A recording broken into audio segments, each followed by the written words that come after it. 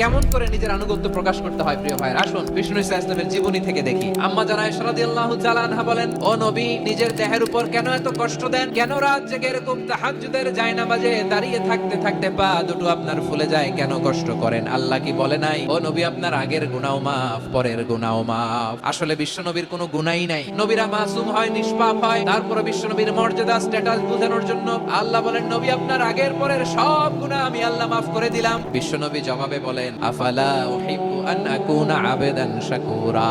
ও আয়েশা, আমি কি শুকরগুজার বান্দা হব না?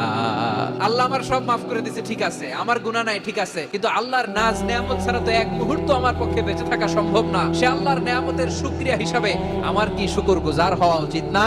দেখেন, যে নবীর কোনো গুনাহ নাই, উনি দোয়ার সময় বলতেন, আল্লাহ, আমি আপনার দাস, দাসের ঘরের দাস, দাসীর ঘরের দাস, আমার মাথার চুলের ঝুঁটি আপনার হাতের কবজার ভিতরে, এদিকে টান দিলে আমি এদিকে যেতে বাধ্য, ওদিকে টান দিলে ওদিকে